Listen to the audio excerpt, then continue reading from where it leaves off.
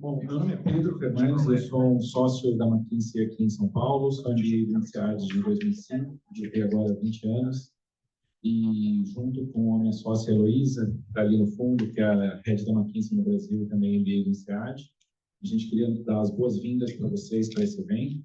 Sempre é um prazer enorme receber a comunidade do INSEAD e dos alumni aqui no McKinsey. Essa é uma casa com muita gente do INSEAD, a gente tem um enorme prazer de recebê-los aqui. Fiquem à vontade, desfrutem desse evento que vai ser super, super interessante. Eu vou passar a palavra aqui para o Uras e a gente vai dar início. Tá bom? Muito obrigado, um prazer tê-los todos aqui. Obrigado, Pedro. Aliás, obrigado, McKinsey, por nos receber. Eu sou Antônio Uras, eu sou presidente da Associação de Ex-Alunos do INSEAD. É um imenso prazer aí receber vocês. Antes de começar e chamar os panelistas para o palco, deixa eu só passar aqui rapidinho para o Fernando, que é o líder aqui do nosso clube, só para ele falar um pouco do Endeavor. Bom dia, bem-vindos. Me chamo Fernando, eu sou co-líder do Endeavor Brasil, junto com a Renata. A Renata está participando online do evento. O Endeavor é um dos clubes mais antigos do INSEAD, fundado em 92 na escola por alunos, mas hoje nós estamos presentes em quase 20 associações nacionais, dentro das 60 que o INSEAD possui, então atuando globalmente. O Endeavor tem uma missão muito simples, fazer com que as pessoas reflitam como seus negócios, suas organizações podem ser uma força do bem na sociedade. A gente está atuando desde o ano passado no Endeavor, com o apoio do Uras, com o apoio da Nicole, com o tema de mudanças climáticas. Temos trabalhado esse tema de forma transversal com outros clubes do Endeavor, da BED, e temos tido eventos conjuntos com esses outros clubes. Bom, é ano de COP no Brasil, agora em Belém, e a gente tem um grande prazer de trazer esse painel para vocês com profissionais tão gabaritados, inclusive com a presença do nosso ilustre reitor. Bom, Malu, Patrícia, Francisco e Marcos, muito obrigado pelo tempo de vocês. Obrigado pela presença de todos. Aproveitem e façam bastante perguntas.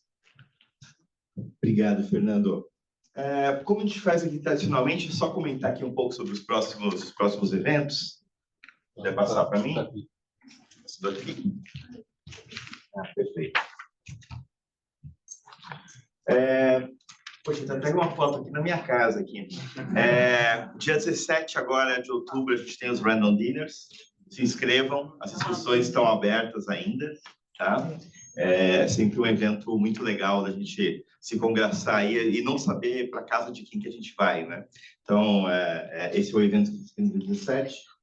No dia 22 de outubro, a gente vai ter um evento de carreiras, né? E como conversar com Headhunter, né? Como se relacionar com Headhunter. E a gente vai estar aí com 4 Headhunters no palco aí, para estar falando aqui com o pessoal. E agora vamos começar aqui o nosso evento. Só antes de começar, por que a gente escolheu esse tema COP30, né? Eu ouvi ontem no evento de comemoração dos 35 anos da parceria com a Fundação Dom Cabral, que dava para reduzir a COP30 em 3 palavras, né? E eu gostei muito das palavras, né? A primeira palavra é adaptação, né? Adaptação junto com justiça climática. A gente tem falado muito nas COPs anteriores em mitigação. Claro que a gente tem que fazer mitigação, mas a gente não pode esquecer, a adaptação está aqui, a gente tem que fazer, né? A segunda palavra que eu achei aí muito interessante foi a palavra mutirão, né? Eu acho que mais para frente a Patrícia vai falar bastante nisso, né? Da gente juntar as pessoas, né? Então é a frase do Guterres, né? Do presidente da ONU, everybody, everywhere, right now. Se a gente não fizer isso, a gente não vai conseguir. E a terceira palavra é ação, né? Já é muito pledge, né? E agora vamos colocar as coisas para funcionar. Eu tenho que apresentar os panelistas, mas antes disso, Francisco queria falar um pouquinho de INSEAD. Então, vou apresentar primeiro o Francisco, reitor do INSEAD, que é uma honra ter aqui conosco, para falar um pouquinho do INSEAD e a gente já chama os outros. Obrigado, António. Bom dia a todos. Um grande prazer estar aqui convosco em português. Não nos permite que é raro. Eu estava dizendo ontem que acho que estes últimos dias em que tenho vindo a falar português sobre o INSEAD é uma novidade para mim. É sempre em inglês. Só tinha feito um evento em Portugal, tinha sido em português, mas é um enorme gosto fazê-lo. Vamos falar sobre este tema tão importante, mas há sempre uma certa curiosidade. Estamos aqui com um grupo de antigos alunos sobre onde é que nós estamos, sobre algumas tamanhos, cursos, etc. Então tenho só aqui 2 a 3 informações para partilhar com vocês para ter essa questão presente. E não sei se está já aqui a seguir. Você...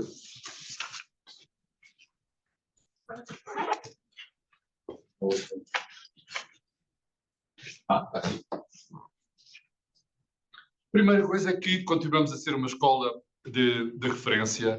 Os rankings, quer a gente goste, quer não, acabam por ser importantes e por isso nós prestamos atenção. O último que saiu, este é um ranking agregado que o Financial Times faz todos os anos, que junta o Executive MBA, o MBA, Masters in Management, a formação de executivos, e nós consistentemente temos vindo sempre a liderar esse. Não é um ranking global, é um ranking europeu.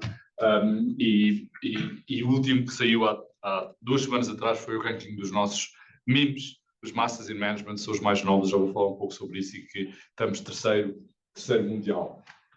Aquilo que continua a diferenciar a nossa escola é a qualidade dos nossos professores, e isso que são os professores mais estabelecidos, como o Fanish, que ganhou uma medalha pelo seu trabalho, precisamente de como a inteligência artificial está a alterar as organizações, e foi reconhecido por isso. Mas temos também talento mais novo, a Eugene Kim, tentado a estudar como é que as startups usam e crescem com AI. Ela tem uma experiência sobre a plataforma Grab em Singapura, com 1,5 milhão de pequenas empresas, para estudar como é que a IA está a ser usada e a ser alavancada nesse sentido. E poderia falar de muitas outras. A Chiara é uma das especialistas mundiais na área de incubadoras e tem feito muito trabalho no Middle East. Ela está no nosso campus do Middle East, mas também tem feito um trabalho muito interessante sobre empreendedorismo no Paquistão.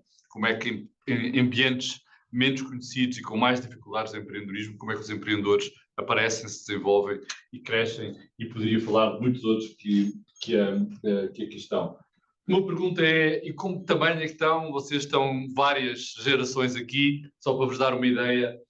Atualmente nós estamos com à volta de 450 alunos por cada promoção, portanto a última promoção do 26J, 454 alunos, 42% de mulheres, um trabalho que temos vindo a fazer para crescer até, como é evidente, chegarmos a metade dos participantes serem mulheres, mas ainda há algum trabalho para fazer.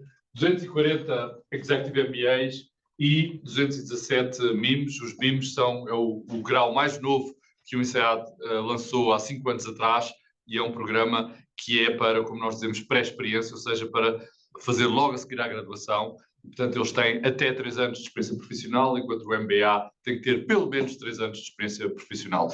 No MBA e no Executive MBA, as médias de idades mantêm-se iguais, 29 anos para o MBA e 39 anos para o Executive MBA. Só para vos dar uma ideia, continuamos tão diversos como sempre. A nossa ideia de toda a gente ser uma minoria nos nossos programas continua muito presente. Esta é a última classe, 26J, e vocês veem aqui as representações principais: Estados Unidos, França, Alemanha, Índia, Canadá e também Inglaterra e Brasil. Brasil com 18 alunos. Nós temos mantido à volta entre 35 a 45, 50 alunos entre as 2 promoções nos últimos anos, portanto uma representação muito importante e muito dinâmica dos nossos alunos. Isso tem levado, por exemplo, à organização do Brazil Climate Summit, que tem sido liderado pelos estudantes, e estão aqui alguns que fizeram exatamente essa iniciativa recentemente, e mostra a força deste grupo. Este é um ano de celebrações. Para vos dar uma ideia, celebramos 5 anos da nossa presença do Hub em São Francisco e 25 anos do nosso campus em Singapura. Daqui a um mês estarei em Singapura a celebrar temos uma grande celebração no final do mês de outubro para celebrar os 25 anos do nosso campus lá. Vários dias de atividades e um Monsoon Ball numa sexta-feira, dia 31. Portanto, se vocês estiverem por aquelas bandas no final do mês de outubro, ainda estão a acabar os bilhetes para o Monsoon Ball, disseram agora há 2 dias atrás, mas acho que ainda há alguns bilhetes. Portanto, se estiverem por aquela zona do mundo, não hesitem em aparecer. Eu não vou falar sobre a estratégia geral do ICA. A única coisa que eu quero refletir aqui são 2 coisas. Uma que precisamente leva ao painel de hoje e outra que está muito presente também no espírito de todos. Um aspecto que continua a ser muito importante para nós é que nós queremos continuar a ser uma escola de referência do ponto de vista do impacto que temos na vida das organizações e dos líderes, e não poderíamos deixar de o fazer com uma lente e uma perspectiva de sustentabilidade. Portanto, é uma dimensão muito importante para a escola. Vamos falar sobre isso agora no painel, e por isso está muito presente na nossa lógica estratégica. E estamos a fazer também um trabalho muito importante de transformação da experiência de aprendizagem em função, digamos, da inteligência artificial e do impacto que está a ter em todas as organizações e também, como é evidente, no próprio ICA. O último ponto que vos queria dizer é que temos, como parte daquela transformação, é não só digital, mas também física. Estamos a reimaginar o nosso campus de Fontainebleau e, portanto, nos próximos anos vai haver várias alterações que vocês vão começando a ver à medida que vão voltando para as vossas reunions. A primeira parte que vai acontecer é toda esta zona que era o anterior CEDEP, que vocês diziam, mas o que é esta coisa do CEDEP? Nós nunca vamos ali ao CEDEP. Nós agora o CEDEP vai passar para o CERCL e toda esta zona é a primeira parte da transformação. Aqui vão estar os nossos pré-experiências, os nossos memes, aqui vão estar os professores.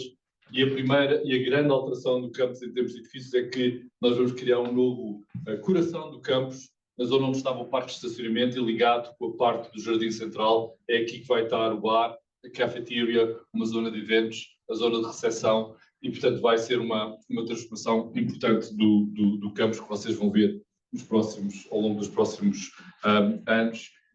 E a pensar, e por isso a parte da Bridge for the World, a pensar o que é um campus pós-IA, pós-Covid, que cria essa ligação entre as pessoas que é tão importante para a identidade da nossa escola. Claro que há uma parte digital, mas há uma parte física e humana também muito importante, e isso é uma dimensão muito importante da evolução do campus. E pronto, era só, muito brevemente, só para vos dar assim 3 ou 4 highlights sobre a dimensão de sustentabilidade. Vamos falar agora com parte do painel. Um grande gosto de estar aqui, António. Muito obrigado pela tua liderança dos antigos alunos aqui, tudo o que tu fazes pela comunidade aqui. Muito obrigado pela McKinsey por nos receber. Um enorme gosto de estar todos aqui juntos.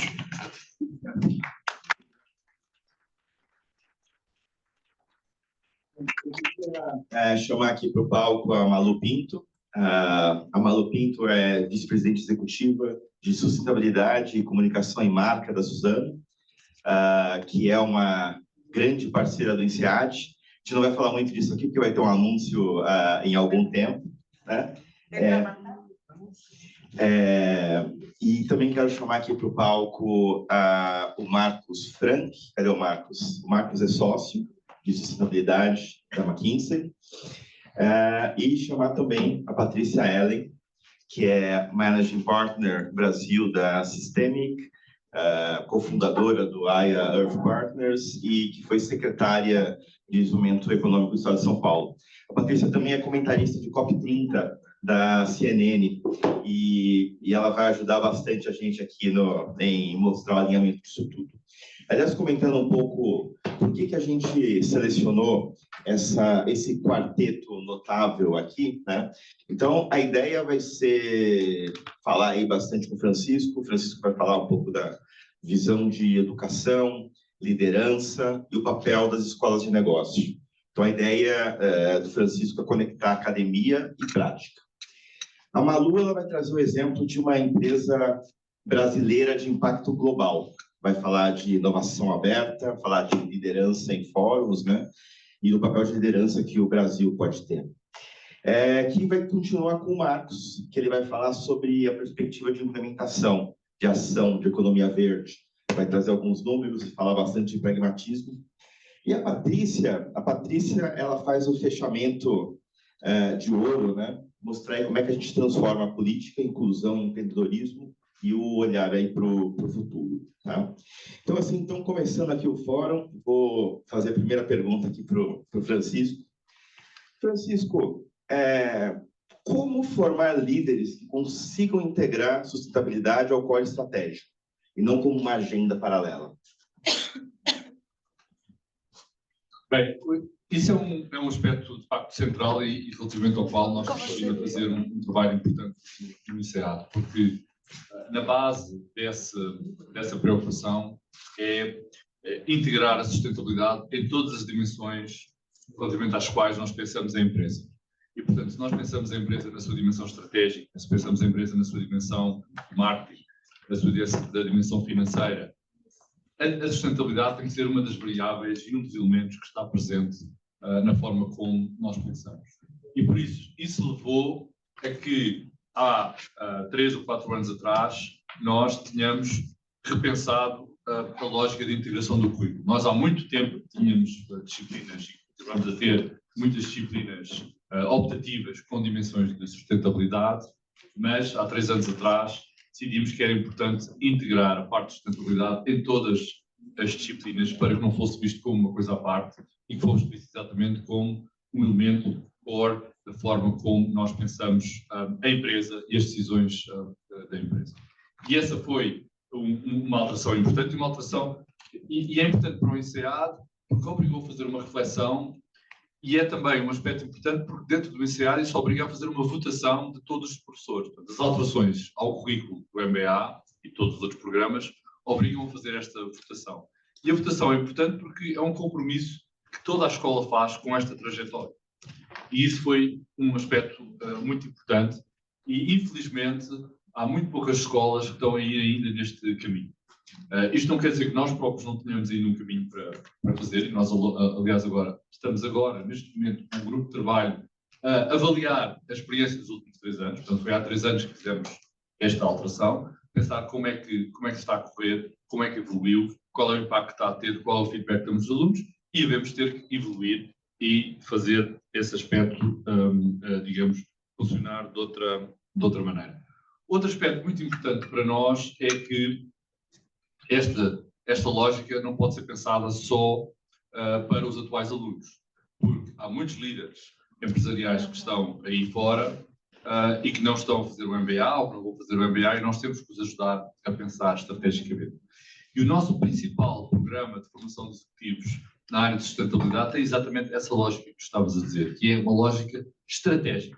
Como olhar para esta questão da sustentabilidade como uma oportunidade de negócio, como uma lógica de desenvolvimento empresarial e não apenas do ponto de vista de compliance, do ponto de vista regulatório, do ponto de vista de, digamos, de externalidade. Não é que essas externalidades, que esses efeitos regulatórios não sejam importantes, eles são claramente muito importantes, mas isso tem que ser trazido para o core do negócio. E isso é um aspecto muito interessante. Eu, daqui a pouco, quando falarmos, vou falar um bocadinho desses exemplos, mas isso é uma lógica muito importante. E o nosso Business Sustainability Program que nós oferecemos, quer em Fontainebleau, quer em Singapura, tem exatamente essa lógica.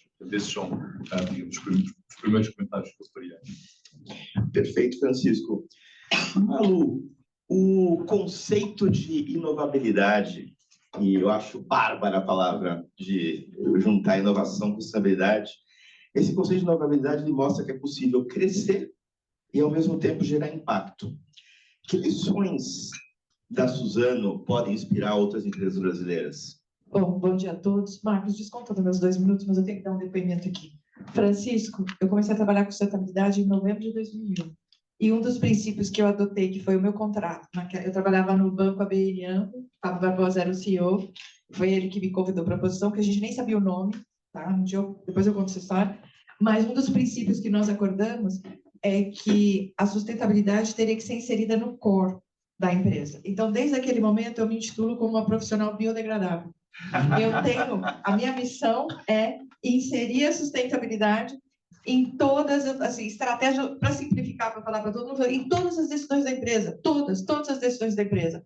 No momento que isso acontece, não são mais necessárias. Pode ter um time técnico por uma questão, obviamente, de carbono, até questões sociais.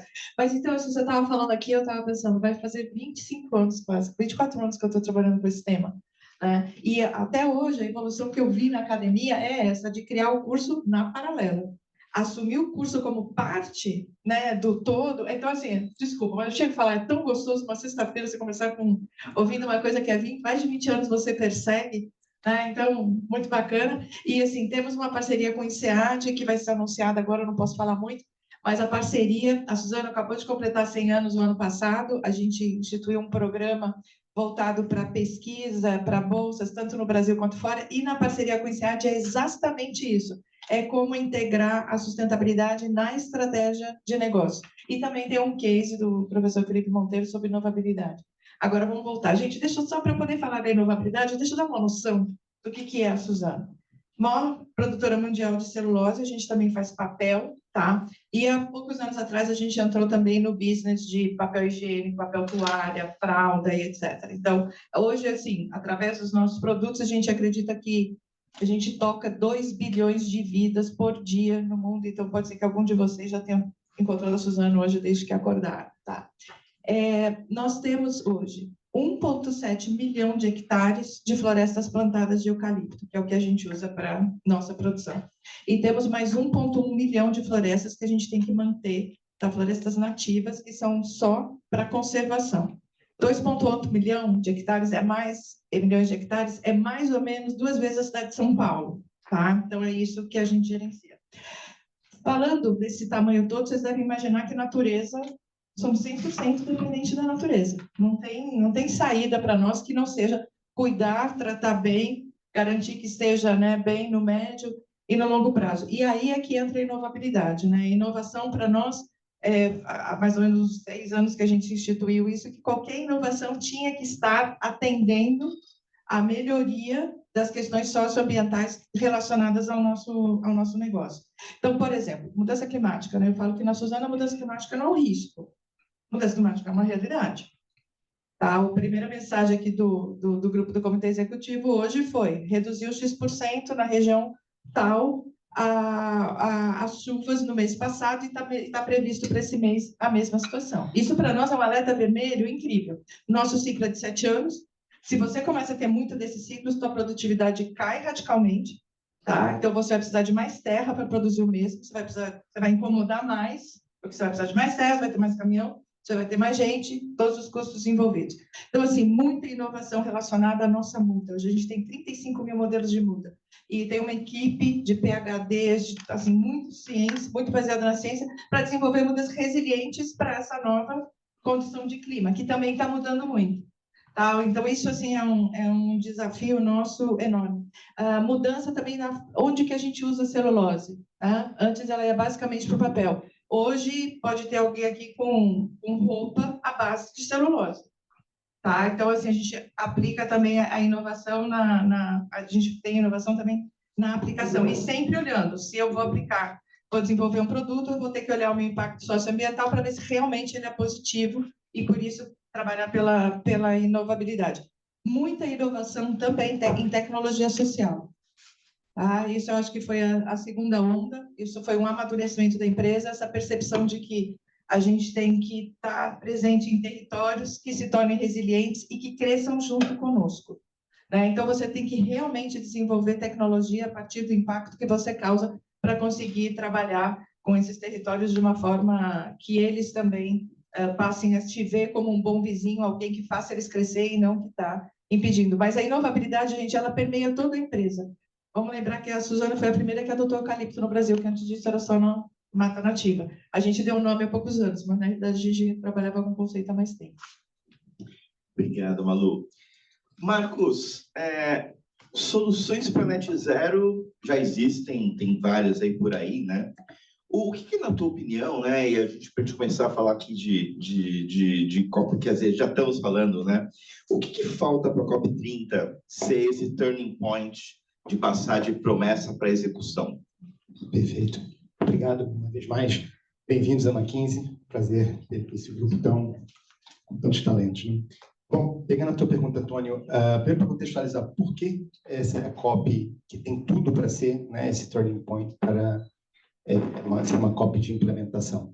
Acho que primeiro, acho que existe um entendimento, uma percepção generalizada que ao longo, né, dos últimos, da década ou até mais, a gente teve, sim, muitos avanços nas COPs anteriores, né? A gente, às vezes, fala, mas esse país está fora, esse país entrou, esse país saiu, mas, mal ou bem, a gente teve avanços e teve metas climáticas ambiciosas, né? Que foram conquistadas com muito suor, com muito back-channeling, com muita, assim, 48 do segundo tempo. Porém, depois, a implementação, vamos ser sinceros, tem deixado a desejar, né? Por exemplo, o Acordo de Paris tem 10 anos e o próprio artigo 6 tem um avanço bastante limitado, né?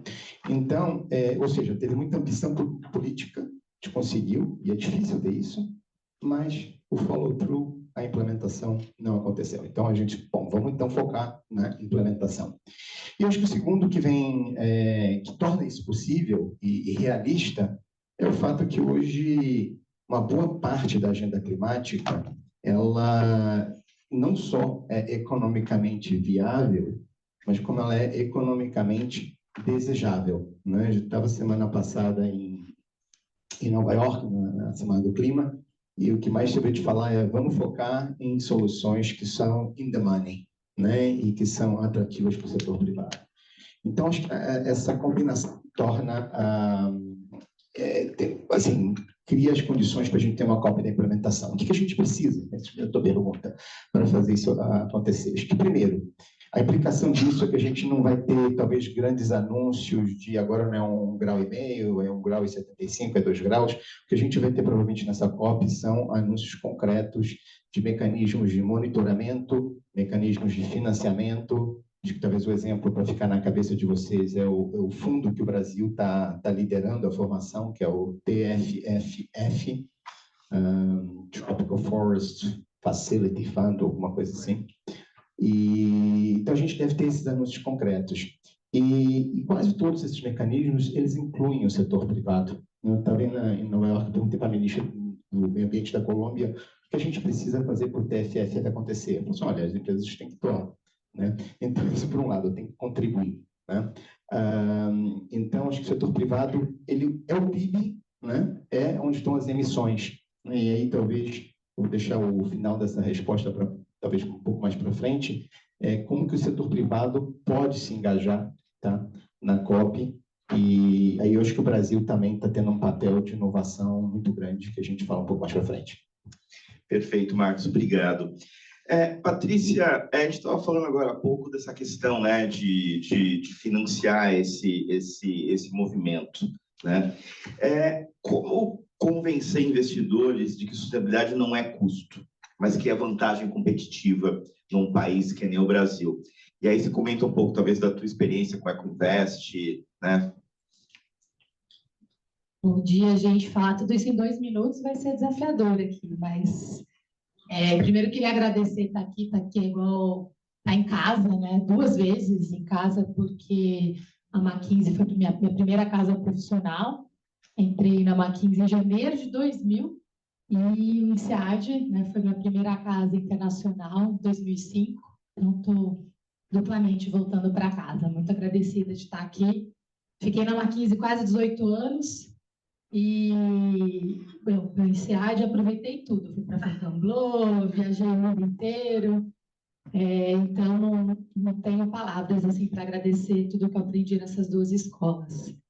Sobre sustentabilidade, eu não vou dizer nada para vocês têm os 2 maiores especialistas aqui que eu conheço no Brasil, e não estou exagerando, a Malu, além de ser especialista em sustentabilidade, pelo tempo todo, vocês viram que ela veste a camisa da organização, conheci a Malu de muito tempo, mas vi na Vale, agora na Suzano de novo, então acho que ela sabe vestir a camisa da sustentabilidade no mundo corporativo. E o Frank deu aula de sustentabilidade quando estava na McKinsey, porque ele eu acho que desde que ninguém queria saber do assunto, você estava lá insistindo, né, Frank? Então, E tem o lado B dele que eu recomendo que vocês conheçam, sabe? Tudo de cristais, de árvores. Eu não sei se ainda tem aquele jardim maravilhoso na casa, mas eu acho que é um pouco desse walk the talk também que a gente está precisando.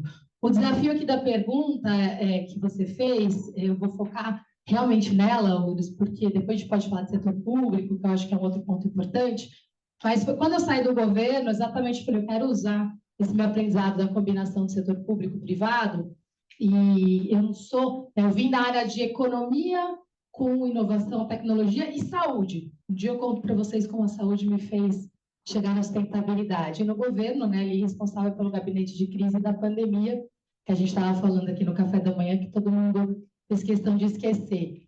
Mas, então, eu falei, vou usar esse conhecimento para tentar mostrar que as mudanças climáticas podem ser uma oportunidade de negócio, que é a única forma de acelerar a transição para isso. Então, em um minuto agora, para convencer vocês sobre isso, o mundo hoje investe mais ou menos 40 trilhões de dólares no setor privado, e eu estou falando de investidores institucionais, né? Todo o setor privado ali dá uns 40 trilhões, segundo a Avinash ali do BID. Foram os dados que eles coletaram agora no passado. Disso, só 2% vai para mercados emergentes. A outra conta, assim, a gente tem para clima, ano passado foi o melhor ano que a gente teve, a gente vai chegar mais ou menos a 2 trilhões de dólares. A necessidade mínima que a gente tem é entre 5 e 8 trilhões de dólares. Só que desses dois, a gente tem ali, mercados emergentes não chegam a 200 bilhões, tá? Então, a gente precisa aumentar esses 200 para 1,3 tri de dólares até 2030, mais ou menos, então a gente está em 2025, de 200 para 1,3 tri, e lembra ainda, eu falei dos outros 40 tri, que a gente tem a oportunidade de fazer esses 40 virarem aqui entre 1 e 2 tri para mercados emergentes até 2030. Então, uma conta simples, eu estou falando de um mercado que precisa crescer 5 vezes, tá? Nos próximos 4, 5 anos. Se vocês conhecerem algum outro mercado que tem tanta oportunidade e necessidade de crescimento como esse, vocês me falam. Mas, se eu estivesse estudando agora, começando a carreira agora, ou reposicionando a minha carreira, só tem 2 lugares aqui que a gente tem alguma oportunidade hoje, né? São 2 tipos de AI, a inteligência artificial ou a inteligência ancestral. A diferença é que a inteligência artificial é altissimamente produtiva e vai ter muito pouco espaço para seres humanos em quantidade. Então, eu acho que uma dica para a gente pensar aqui, se a gente quer preservar a nossa existência nesse planeta, se a gente quer deixar um legado para a próxima geração, ter a chance de continuar trabalhando. E se a gente quiser fazer dinheiro, a área aqui é trabalhar nisso. Só que eu me coloquei o segundo desafio. Se vocês entrarem na página da Systemic ou da AIA, a gente não usa a palavra sustentabilidade nem ESG. Primeiro, porque eu não sou especialista no assunto. Segundo, que eu acho que a gente acaba colocando numa caixa. E o ponto é que é uma estratégia de negócio e empreendedorismo. Então, a gente fala da transição para uma economia de baixo carbono, a gente usa o termo net positive, a gente fala de transição energética, soluções baseadas na natureza, materiais, economia circular, finanças, voltadas à economia de baixo carbono, e com 2 transversais aqui, que são novas tecnologias, e toda a parte de planejamento urbano, adaptação e infraestrutura para resiliência climática. Então, por isso que a Systemic chama Systemic, né? Que a gente trabalha para transformações sistêmicas para capturar essas novas oportunidades de negócio. E espero que nas próximas aqui a gente possa falar concretamente de algumas delas, e também vou, na próxima, contar um pouquinho de COP30. Obrigado, Patrícia. Francisco, como iniciativas do INSEAD e de ex-alunos do INSEAD próximos da escola, né? O Hoffman Institute, o Business Schools for Climate Change, o Change Now e o Brasil Climate Summit que você se referiu, né? Como que isso pode gerar impacto prático, tanto em empresas como governos? Esses aspectos são bastante importantes. Como digo, o primeiro deles, que referiste, que é o Hoffman Institute, foi porque nós tivemos a extraordinária oportunidade de um dos nossos antigos alunos, o Andrew Hoffman, que é alguém que tem um envolvimento muito grande com estas questões, que quis ajudar a escola a fazer este salto de compromisso nestas áreas e através de uma doação de 40 milhões de euros, criou o Hoffman Institute. O Hoffman Institute acaba por ser um agente de dinamização destas atividades dentro da escola. Não só a parte toda da revisão curricular, mas é, por exemplo, o principal agente de apoio aos nossos projetos de pesquisa nestes temas. Nós temos, neste momento, praticamente 15 professores a trabalharem em vários temas diferentes destas questões, apoiados pelo Hoffman Institute. Mas, como tu dizes,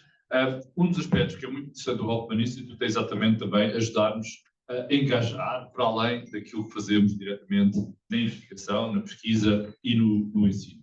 E, portanto, tem apoiado muitas iniciativas que têm impactos e envolvimentos diretos. Vou dar 2 exemplos. Uma delas foi a criação de uma disciplina de negociação que é liderada por 3 dos nossos professores e que envolve os alunos da MBA. É feito online, mas envolve também organizações reais para ajudarem a perceber melhor negociações. E isso é um Advanced Online Negotiations que já teve mais de 1000 participantes e que tem olhado exatamente, muitas vezes com, digamos, casos de estudo do sul do mundo e países emergentes.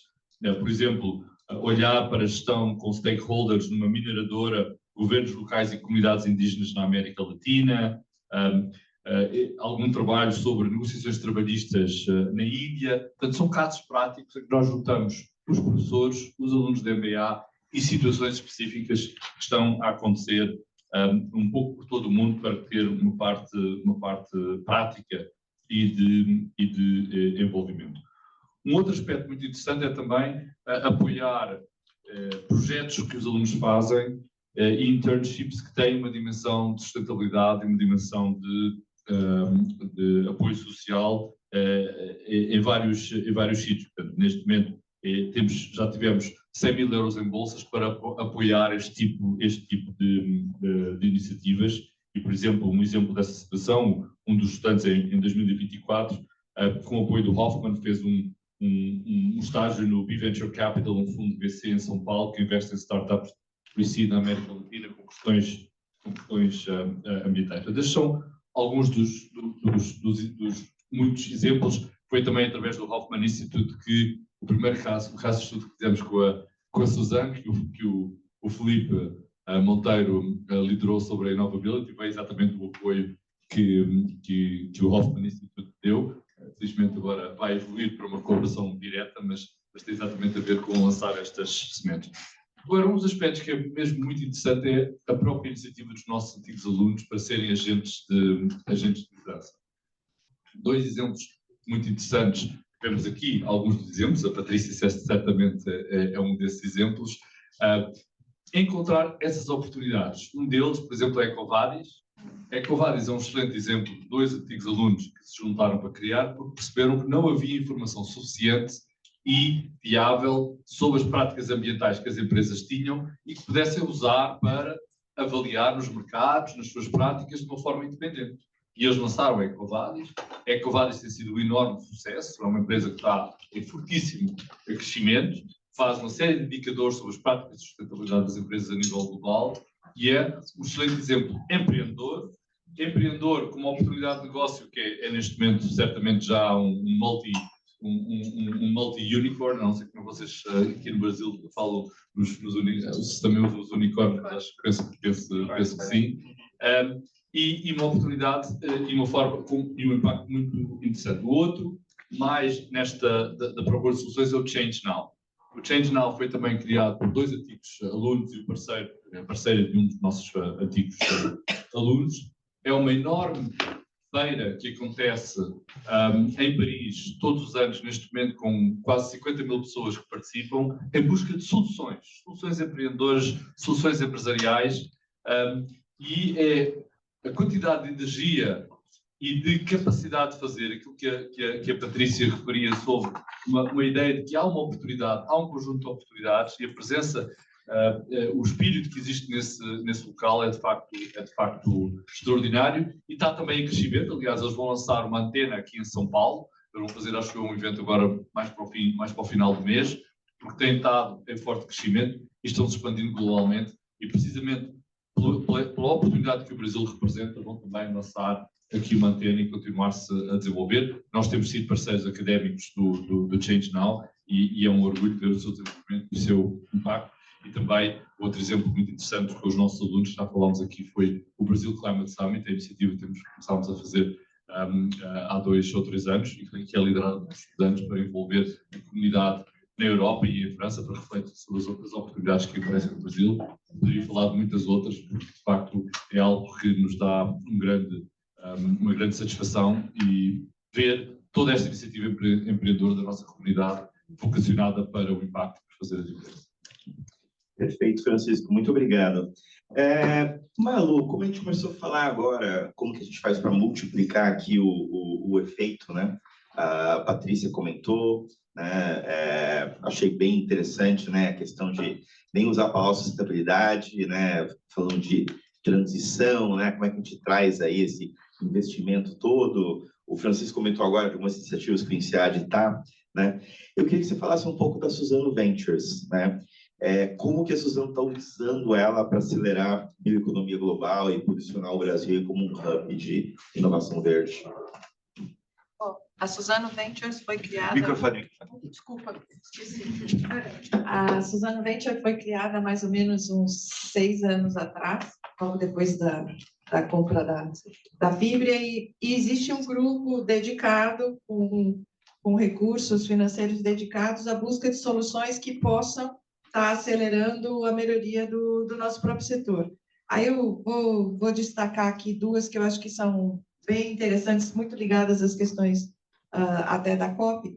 Uma é uma que está especializada, né, uma tecnologia de agricultura digital. Então, assim, ela vai ajudar a empresa a estar olhando, planejar o seu plantio, tá? Linhas, distâncias entre linhas e tal, pulverização, erva daninha, ela vai conseguir dizer o quanto está crescendo, ela vai conseguir dizer quantas mudas sobreviveram, quantas não, tá? Então, assim, é uma tecnologia que vai trazer muito mais precisão para a nossa silvicultura, não só para nós, acho que isso vai ser importante para vários setores, então a gente apoia e acredita que já está até começando a fazer a diferença. Essa daqui como é que o nome é? Bem Agro. E a outra é a Marvin Blue, é uma startup israelense, e que eu, pessoalmente, estou adorando isso, viu, Patrícia? Porque, assim, ela vai ajudar a resolver um problema muito sério, que é a questão da transparência na sustentabilidade, tá? Tem uma parte dela que vai estar trazendo, vai estar nos ajudando também a aumentar a precisão do nosso negócio. Ela faz leituras, a emissão de carbono, a captura, ela vai trazer dados muito mais concretos, e todos esses dados vão poder entrar, por exemplo, no GHG Protocol, vão poder ser usados para criar um relatório de sustentabilidade, tá? Então, ela melhora o trabalho no campo e, ao mesmo tempo, ela consegue trazer mais transparência para aquilo que a gente está fazendo, a comparabilidade, eu acho que fica melhor. Eu sou uma das TNFD, eu sou uma das pessoas muito a favor da transparência no tema da sustentabilidade, mas eu acho que a gente está vendo, assim, a criação de muito framework, de muita coisa, se multiplicou isso toma hoje das empresas um tempo que te dispersa, né? Ao invés de você estar fazendo a mudança concreta, você tem que estar reportando. Então, assim, o que eu acho bacana é que a Suzano está olhando o que eu posso fazer pela terra, o que eu posso fazer para o agricultor, não só para a gente, mas também trabalhando essa questão da transparência, que eu acho que a gente nunca fala de inovação aliada à transparência. E ela tem um papel, principalmente a inteligência artificial, hoje acho que pode trazer uma força muito grande para esse tipo de reporte tá melhorando. E assim, eu só queria falar uma coisa, né? Eu acho que a gente, quando fala de inovabilidade, não vamos destacar só a Suzano Ventures. Ontem eu estava numa reunião com o Beto, com o CEO, um grupo de suprimentos que encontrou uma solução para as caldeiras das fábricas antigas conseguirem usar os mais diferentes tipos de resíduos, que isso é um dos problemas que a gente tem, que você não consegue misturar resíduo, tá? Para poder fazer reaproveitamento. Então, assim, eu acho que o que é legal na Suzano é essa coisa de você ter a inovação como parte muito forte do seu jeito de ser. Então, ontem eu estava discutindo caldeiras de décadas e décadas, e que eram problemas super sérios, e foi o tipo de suprimentos que conseguiu desenvolver. E, por outro lado, eu tenho uma Suzano Ventures apoiando uma startup israelense que consegue trabalhar questões, inclusive, de transparência dentro do tema da sustentabilidade. É só isso, inserir na cultura e não ter só o mecanismo, né, o body oficial. Perfeito, Malu. Marcos, eu vi pelo jeito que a Patrícia te chamou que o certo é chamar de Frank, né? Os dois funcionam. Ainda tem o nome do meio que eu não vou contar. Ah, então tá bom. Porque é a mesma coisa, vocês me chamam de Antônio e eu não viro, né? Porque eu estou tão acostumado a se chamar de Uras. Eu queria que você comentasse um pouco um aspecto, só contando, eu estava no almoço, né, com o Walter Schalka, foi o lançamento foi um evento até da Associação de Ex-Alunos, foi o lançamento do case de Novability do professor Felipe Monteiro, e naquele dia o Walter ele pintou um cenário meio sombrio das COPs. Ele falou assim, cara, as COPs tem dois grupos, né? Tem um grupo que são as empresas, que ficam ali falando uma com as outras, sozinhas, né? Um mostrando o case para o outro. E outro grupo que são os governos que estão lá discutindo, tentando chegar a algum acordo, alguma coisa, né? Mas ele comentou isso como dois mundos meio separados, né? E aí, falando de inovação, a gente está com uma inovação esse ano, né? E o Brasil é celeiro de um monte de inovações, que é o que a gente está chamando de SBCOP, que é o Sustainable Business Cop, que é a ideia de como fazer modelos de negócios sustentáveis, né? E de como levar isso para ação para os governos para fazer acontecer. Eu queria que você comentasse um pouco sobre a SBCOP. Obrigado, Antônio. Acho ótima descrição do Walter, tá? Ótimo, que eu não preciso fazer, né? Ele já fez. Bom, como eu falei, se essa vai ser uma COP de implementação, você não tem como deixar de fora, ou não tem como o setor privado não ser talvez o ator quase que principal, né? O que é a Sustainable Business Cop? A Business Cop é uma coalizão do setor privado, tá? Que tem o objetivo de apoiar a COP30 para que ela seja de fato um sucesso. Foi criada pela CNI, né? Conta aí em parceria com a McKinsey e com a Systemic, que são a gente pensou isso no final do ano passado e, desde então, tem uma série de outros parceiros. Tá? Em termos de empresas, setor produtivo, temos mais de 300 empresas participando e, assim, em geral, grandes empresas ícones no seu setor, como a Suzano. E, como ela foi feita pela Associação das Indústrias do Brasil, a gente tem uma coalizão com mais 23 outras associações de indústrias mundiais. Então, é mais de 70% do PIB está representado, inclusive até órgãos dos Estados Unidos, que nesse contexto geopolítico é até surpreendente que eles tenham se juntado, né? O que é único na SBCOP? Primeiro, ela tem um status oficial, tá? Então, ela não é mais uma iniciativa daquelas que vai ficar se reunindo na Green Zone e um mostrando para o outro, né? Ela tem um status oficial. Então, isso aí o governo brasileiro acho que viu essa oportunidade, né? E dois, ela já está se tornando, assim, ou já se tornou, digamos, uma iniciativa permanente. Então, a COP30 é a primeira vez, mas daqui para frente a gente vai entregar, né, o bastão. Bom, não sei se vai ser na Austrália, mas se for na Austrália, vai entregar para a Austrália, se for outro país, como Turquia, ou seja o que for, a gente vai entregar para a associação desse país, tá? E o que de fato, né, a SBCOP está fazendo para apoiar essa agenda? Acho que duas coisas. Primeiro, propostas concretas para os negociadores. Olha, o que está aqui, o setor privado, assim, dá fé, põe fé e vai implementar. Tá? Então, se vocês quiserem colocar nas negociações, a chance de dar certo é muito maior. E o outro é inspirar com casos de sucesso, né? Só que feitos em escala. E os entregáveis, então, são, primeiro, a SBCOP já entregou para a presidência da COP30, que tudo tem que ser negociado antes, é um pouco de mineiro, né? Se você deixa para entregar na COP, isso não vai servir para nada, vai servir para a próxima COP. Então, a gente, o líder da COP, da SBCOP, o Mussa, ele entregou para o embaixador Correia do Lago, na semana passada, nos Estados Unidos, uma agenda, tá? Inclusive, gente, foi ontem à noite, deu a ideia de trazer para vocês. Então, na saída tem umas impressões, tá? Não é da melhor qualidade, mas vocês podem também pegar a versão digital no site da SBCOP, uma agenda com 23, tá, propostas divididas em 8 grupos temáticos diferentes.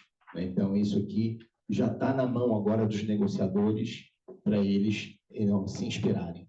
2, a gente tem, como eu falei, 8 grupos temáticos. Cada um desses grupos temáticos está lançando um documento, eu diria assim, da mesma natureza, mas muito mais detalhado. Vai ser lançado agora no dia 15 em Brasília. E a gente vai ter eventos na Blue Zone da COP, tá? Para cada uma desses verticais. Então, acho que isso aqui é um pouco do que a SBCOP está fazendo. E eu só queria colocar, então, que isso, na realidade, como nasceu no Brasil, uma inovação brasileira, é global por natureza, mas é natural que tenha no Brasil uma maior, né, participação. São mais de 120 empresas do Brasil. Então, a SBCOP é uma grande vitrine também para o setor, para o Brasil se posicionar como um líder nessa transição energética. Obrigado, Frank.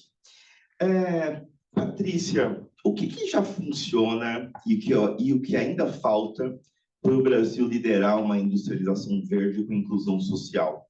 E eu queria que você elaborasse bastante aí sobre a articulação público-privada, né? O Frank começou a falar sobre isso, mas você é a pessoa para falar sobre esse tema aí.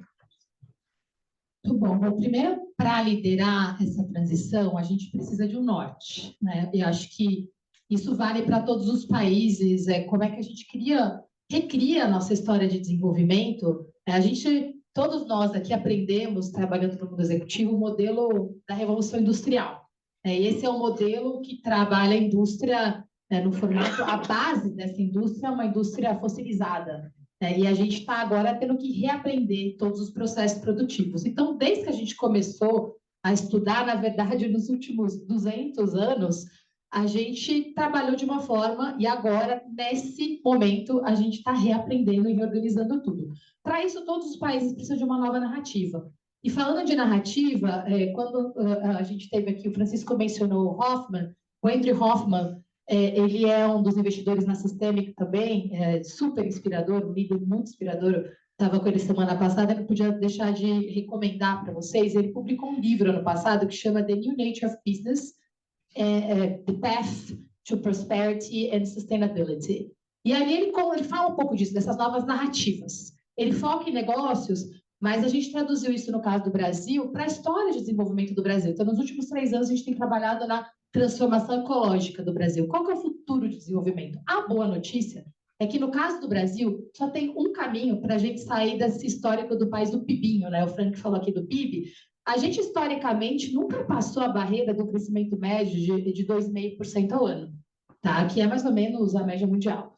O Brasil teve 1, 2, 3 anos, nas últimas 2 décadas, que a gente conseguiu chegar ali perto de 5%. Os últimos 2 anos foram muito bons em termos de crescimento de PIB, né? Apesar da gente aqui na Faria Lima gostar de contar a história de outra forma, porque tem a questão política, ela é muito mais forte do que os dados econômicos, né?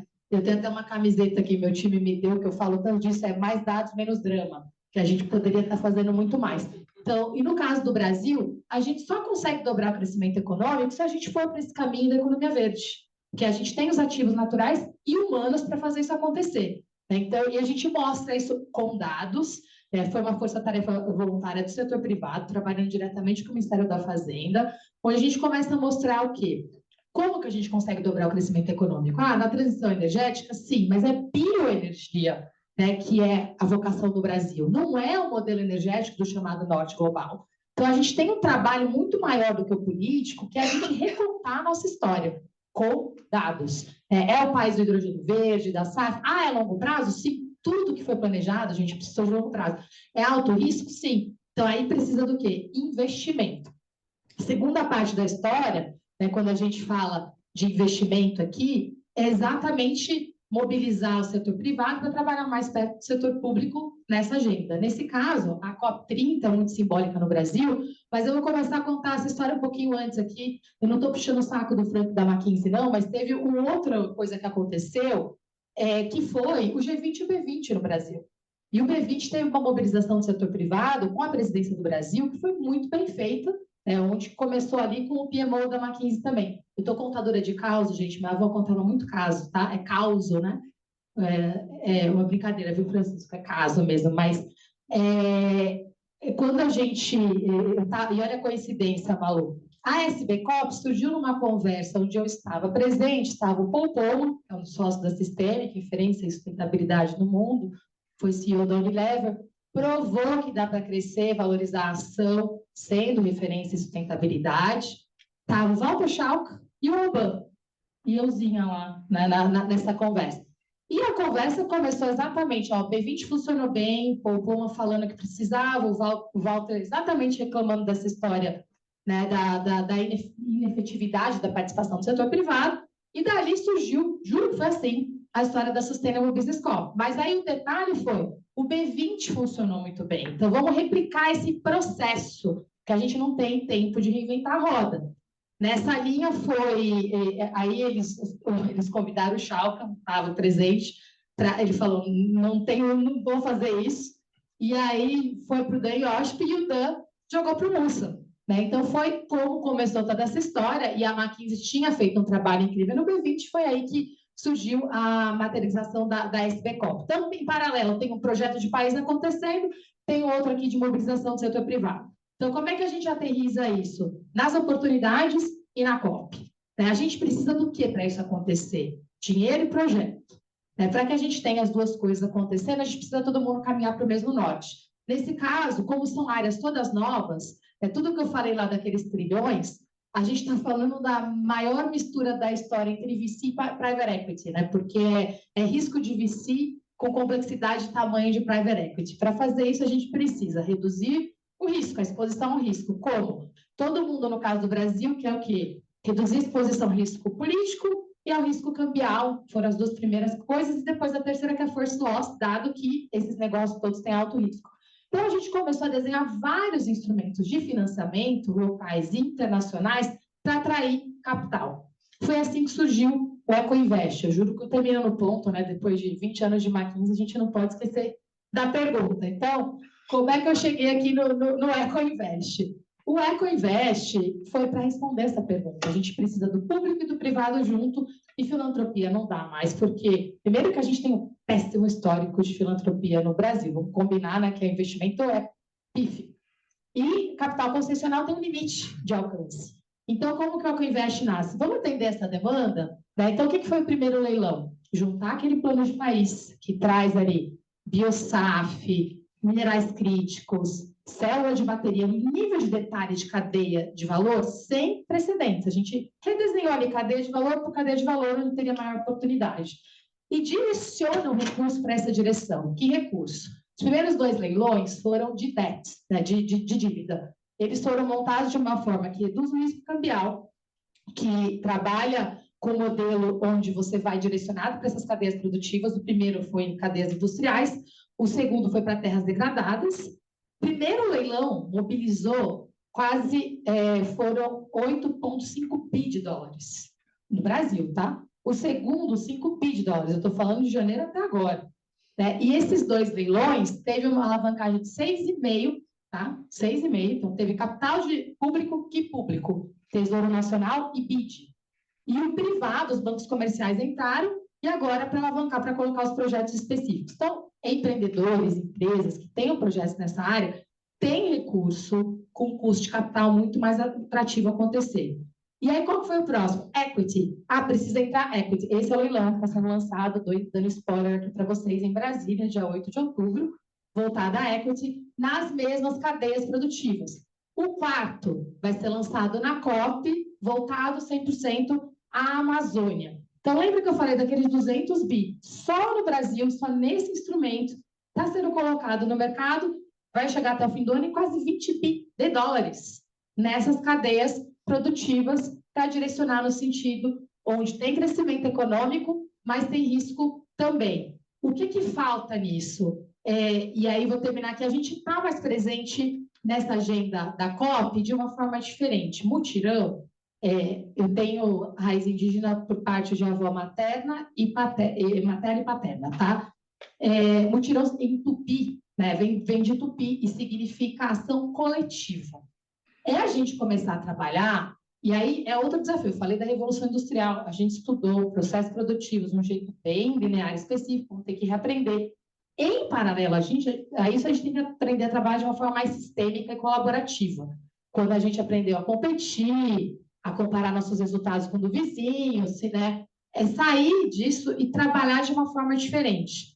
E a SB Cop deu um exemplo nesse sentido, começando pelas próprias consultorias, tem 7 consultorias, 8 agora diferentes, trabalhando juntas, ali em mecanismos diferentes, tem empresas concorrentes, tem muitos movimentos pré-competitivos acontecendo. Por que isso é importante? A gente precisa influenciar também a agenda de negociação. O que está sendo negociado agora? Artigo 6.2, 6.k, mercado de carbono. Metas de adaptação climática, NDCs, e a Malu trouxe um ponto que eu não vou deixar passar batido, que é muito importante, Carbon Accounting. Eu voltei de Nova York esperançosa, exausta, porque o clima está péssimo, né? Não só o clima, todos os climas que a gente puder imaginar aqui, geopoliticamente, a coisa está feia também. Mas tem uma coisa ali curiosa. Carbon Accounting foi o tema mais debatido da semana. E é tanta metodologia diferente surgindo que eu não sei se eu fico feliz ou desesperada. Né? E a gente está acompanhando todas. Agora tem cada professor de cada universidade resolveu criar uma metodologia para chamar de sua. Né? Do MIT a Harvard até a China, a gente tem agora, eu perdi a conta, tá? We don't have time to waste anymore. E aí, se a gente não entra nessa agenda e não faz esse mercado funcionar a $40, tudo aqui é piada. Não tem como a gente fazer esse trabalho acontecer. Então, se a gente não for junto, a gente vai sair de lá enxugando gelo de novo. Então, mutirão quer dizer isso, né? Vamos sim na agenda de ação. Acho que a gente já deu um exemplo como setor privado com essas recomendações, mas a gente precisa ir além e bater na porta da agenda de negociação e sair com regras e processos claros. Obrigado, Patrícia. Francisco, eu tenho a pergunta final aqui do painel, depois a gente vai ter uma pergunta para cada um aqui dos panelistas e a gente abre para perguntas e respostas da plateia. Para fazer um fechamento aqui, qual que você acha que deve ser o papel do Brasil e das escolas de negócio? E a Patrícia até citou a confusão de cada um colocar uma metodologia, né, para conduzir aí a transição energética, né? E como é que a gente transforma aí essa COP30 aqui numa oportunidade histórica? Assim, eu acho que esse aspecto da colaboração também é importante. Por exemplo, uma das iniciativas que nós montámos na Europa foi o Business School for Climate Leadership, juntando as várias principais escolas de referência a nível europeu para ter um diálogo de mobilização e diálogo conjunto. Esse aspecto coletivo é muito importante para que haja também diálogo e digamos, uma partilha entre as várias escolas na procura e na identificação destas soluções, por um lado, e da amplificação dos resultados. Isso significa pôr processos de pesquisa conjuntos para tentar olhar para alguns destes desafios que a Patrícia falou, de não ir em direções completamente diferentes, mas também amplificar o trabalho que cada uma das escolas faz para criar esta dimensão coletiva. E eu acho que esse aspecto é um aspecto bastante importante. Eu estava ontem na celebração da nossa colaboração com o Dom Cabral, precisamente a discutir com eles o que é que nós podemos fazer em função daquilo que está a acontecer aqui nesta região também. Eles estão, neste momento, falando com outras escolas para criar uma colaboração de escolas da América Latina para, digamos, a sustentabilidade na Amazónia. E nós estamos a ver com eles como é que nós conseguimos também ligar as iniciativas que temos na Europa àquilo que está sendo feito aqui para criar esta ligação mais internacional e mais ligações. Portanto, este aspecto coletivo e estas ligações são muito importantes para que haja melhor entendimento, uma perspectiva mais alinhada e orientada para a ação e mais impacto. O outro aspecto que eu queria referir é um trabalho sistemático de identificação de oportunidades e de ação. A Patrícia estava a falar exatamente desta questão de passar à ação e de ter oportunidades. Eu acho que esse aspecto é muito importante. Nós, como Business Schools, trabalharmos na identificação e na caracterização destas ações. E de facto, no Brasil, há imenso trabalho a ser feito. Dois dos nossos professores trabalham muito nesta área, o Karel Kuhl e o Batalay, estão agora saindo com um paper sobre esta questão de como passar a ação neste ambiente geopolítico, neste ambiente de desafio. Eles identificam digamos, 5 dimensões importantes para nós pensarmos, e que qualquer uma delas nós podemos encontrar exemplos do Brasil. Um é claramente a criação de valor direto que existe já hoje em dia. Nós temos exemplos como, por exemplo, decisões básicas, mas importantes, como a Natura fez, de fazer os refills, que têm um valor económico e um valor de impacto direto nesses temas. Outro exemplo é procurar segmentos específicos onde há clientes que têm uma determinada valorização de dimensões de sustentabilidade como oportunidade para depois alargar para o mercado inteiro. Eu acho que o exemplo aqui no Brasil dos ténis da Veja, tinha outro nome antes, agora não é? Da Vert. É um bom exemplo, que eles trabalharam primeiro com um segmento que tinha uma certa valorização da dimensão de sustentabilidade, mas como plataforma para abrir para todo o mundo. A minha mulher tem 2 ou 3 ténis Veja, ela comprou os ténis porque gosta do ténis, gosta da sua qualidade, não tem uma dimensão de sustentabilidade. Mas isso foi importante para saltar para o mercado e avançar. O terceiro aspecto, só que eu queria falar, não vou falar em todos, mas este eu acho que é importante, é não esperar para encontrar soluções híbridas, que provavelmente não são as soluções ideais finais, mas que permitem fazer avanços. O exemplo aqui no Brasil, da Fiat e da Stellantis com o Bio-Hybrid SUVs é um exemplo muito interessante, porque junta o bioetanol com o elétrico, baixa o consumo 10% diretamente, alavanca a oportunidade que existe no Brasil do etanol e começa a introduzir a um nível diferente também os elétricos. E, portanto, este é também um exemplo muito interessante de como nós conseguimos fazer progresso com dimensões onde tem resultados económicos imediatos e não necessariamente tendo a solução final imediatamente disponível. E poderia falar de muitos outros exemplos, mas eu acho que este aspecto de há oportunidades reais, essas oportunidades são oportunidades em torno das quais nós podemos fazer mobilização e são oportunidades que têm muito a ver com a identidade do Brasil. Eu acho que vai ser um conjunto de, digamos, um salto muito importante que eu espero que a COP possa trazer como exemplo e como inspiração para muitos outros contextos a nível mundial. Obrigado, Francisco. Malu, a minha pergunta final para você, e também para os teus comentários aí de fechamento, né? Como que a gente transforma esse protagonismo aí da Suzano? Então, eu sei que a Suzano participa da SBCOP, a Suzano tem a Suzano Ventures, a Suzano se reinventou ou está se reinventando, né, nesse conceito de inovabilidade, né? Como que a gente exporta, como é que a gente faz isso virar mudança duradoura, políticas, investimentos, tanto no Brasil como no mundo? Eu acho que você tem que fazer parte destes momentos, como, por exemplo, uma COP.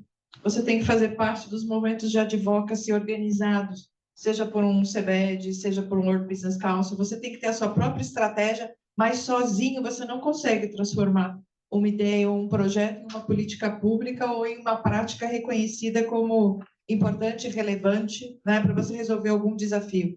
Então, o Walter Schock foi meu chefe, tá? Então eu tenho liberdade para falar e ele já ouviu isso de mim. Eu acho que a gente tem que estar nos eventos, a gente tem que estar de maneira mais eficiente. Foi-se o tempo em que iam 5, 6 da mesma empresa para a Semana do Clima, para a COP, na verdade, era isso, chegava a galera da empresa. Hoje vamos em 2, né? Aprendemos a ser mais efetivos. Mas você tem que estar aonde está acontecendo o debate. Você tem que estar fazendo parte, você tem que levar a sua prática, né? A sua abertura para mudar em função da prática, da opinião dos outros, né? Então, por exemplo, quando eu vou montar uma agenda para a COP aqui, quais são os temas? A gente vai ter agora as agendas de ação. Então, nós estamos lá, nós somos um dos grupos da agenda de ação, me articulei com várias outras coalizões para conseguir montar o material, vamos fazer toda a agenda oficial com o André Correia do Lago, mas aí, então isso eu estou pensando COP como um todo, ao mesmo tempo, qual é o setor, qual é o tamanho do meu setor, qual é a relevância para isso, como é que eu vou conseguir colocar lá a voz do setor. COP é no Brasil, gente, o povo lá de fora acha que eu ainda estou desmatando a Amazônia. A semana passada, na Climate Week, eu comecei minhas falas falando, primeiro, I just harvest what I plant. Segundo, I'm not cutting down the Amazon forest. Now, I am on fire. E aí eu começava a falar, tá? Então, assim, a COP é aqui. Eu acho que esse ano a gente ainda tem uma outra dimensão, que é essa de trazer o Brasil. Debatemos muito, debati com outras empresas e criamos algumas coisas para para que os estrangeiros consigam entender que aqui tem solução, né? E aqui não tem só o que eles veem, que a gente só cria problema e etc. Não, que aqui tem solução. E aí você entra com depois a sua própria agenda, a agenda da Suzano, onde eu consigo estar contribuindo com conteúdo, com inspiração e levando junto quem per si não consegue ter a voz. Né? Então, as grandes empresas, eu acho que a gente tem um papel de... Eu vou apresentar um case, como é que eu apresento um case onde eu consigo falar de uma empresa de tamanho médio ou de tamanho pequeno, e onde eu tenho um povo, uma minoria que consegue ser representada nesse case e passa a ter voz. Então, acho que a gente também tem um papel de criar um espaço, de alavancar para outros que não conseguem essa representatividade automaticamente. Vou parar por aqui, porque eu sei que está agoniadíssimo. Não. Eu não estou agoniado, estou me divertindo aqui. Frank, a minha pergunta para você, né, eu comecei a minha carreira de consultor na McKinsey. Qual que é, ou pode ser a estratégia para a gente destravar todo esse investimento e todo esse retorno e capturar a oportunidade que a gente tem em cadeias verdes, né? O Brasil tem uma oportunidade histórica para aço, alumínio, bioenergia, hidrogênio, né? Qual que é a estratégia para capturar essa oportunidade? Obrigado. Bom, acho que É um projeto gigantesco em 1 minuto, em 2 minutos, hein? Perfeito. Tentar aqui jogar ideias, porque a forma de capturar é empreendedores, né? Então, eu quero inspirar as pessoas que estão aqui a abrirem novos negócios. Mas vamos lá. Acho que, primeiro, o Brasil, gente, se não funcionar aqui, não vai funcionar em lugar nenhum, tá? Essa é a verdade. Acho que o Brasil tem um endowment natural único, tá? E em grandes números, a gente pode chegar até 90 bilhões de dólares em 2040 em novas receitas para o país. Tá? Isso aí, comparado com o nosso PIB, é significativo. De onde que vem isso? E aí eu quero um pouco para a gente provocar umas ideias. O Ana falou de onde estão essas grandes oportunidades. Primeiro, o Brasil tem a matriz, uma das mais limpas do mundo e uma das mais baratas. Isso não vai mudar, a gente já é assim. A questão é como que eu exporto essa energia, né? E uma das formas de fazer isso é você atrair investimentos para cadeias que sejam intensivas em energia. Então, um exemplo aqui, por exemplo, Green Metallics, né? Como que a gente torna o nosso aço, outros metais, realmente verdes e exporta eles para outros países. Em 2010, eu falava disso no Ministério da Fazenda. Aí falava, não, gente, dá para botar carvão vegetal, não precisa ser carvão mineral no aço e tudo mais. O pessoal me achava louco, né? Hoje em dia, ideias como essa, né, estão começando a se tornar maduras, já se provaram. Né? Então, número 1. Número 2, o Brasil já teve uma revolução no passado de biocombustíveis, tá? E tem tudo para ser o líder da nova onda. Né? Um exemplo super pontual, o SAF, combustível de aviação, tá? E projetos inovadores, como, por exemplo, o da Acelen. Bom, isso aqui talvez seja a economia mais tradicional. Agora, o que eu queria mesmo, onde está a minha paixão, para ser bem sincero, como a Patrícia falou, adoro abraçar árvore, soluções baseadas na natureza. Né? A gente vai precisar remover carbono, porque tem alguns setores que vão ser difíceis de descarbonizar. E isso, o Brasil tem quase 20% do potencial mundial, tá? Para restaurar ecossistemas, tá? Restaurando padrões de chuva, que vão ajudar também a Malu e todo o agronegócio brasileiro. O Brasil tem 20% do potencial mundial. Isso, assim, a um custo que é provavelmente metade do segundo colocado, que é a Colômbia. Então, isso aqui, acho que você estava falando de unicórnios, né? A gente fala de unicórnios também no Brasil. Semana passada a gente perguntou em Nova York de onde que viriam os novos unicórnios da economia verde. E eu acho que vários investidores falaram, olha, o potencial está nas empresas brasileiras que estão sendo pioneiras em restauração florestal. Né? E, assim, os business plans são extremamente conservadores. Eles podem ser 5 vezes maiores. A gente tem vários casos, que tem até de alguns alumni do Felipe, não sei se ele está aqui hoje, mas da Sistêmica e outras empresas brasileiras, a Suzano, acho que junto com Itaú e outros investidores. Né? Então, a gente tem aqui realmente um potencial de destravar um investimento assim, em escala no Brasil, retornar as nossas florestas e fazendo isso não é para deixá-las necessariamente intocadas. E aí eu vou para o último ponto, fazer isso com agrofloresta. Tá? A gente tem muito potencial. Se a gente pensa, pegando o caso que o Francisco comentou da Veja, também estava conversando outro dia, poxa, a Amazônia, às vezes assim, fica uma coisa um pouco esotérica, tem grande potencial, biodiversidade, mas como que você tangibiliza isso? Me perguntaram, eu falei, olha, não tinha me preparado para a pergunta, eu falei, olha, borracha, gente, né? Ou seja, economia mundial virada do século XX, a indústria, assim, o automóvel, o transporte, não teria sido viável se você não tivesse um produtinho chamado borracha, né, que está nos pneus. Hoje em dia, depois saiu do Brasil, foi para a Ásia, hoje em dia é sintético, grande parte, mas começou com um produto que saiu da Amazônia, né?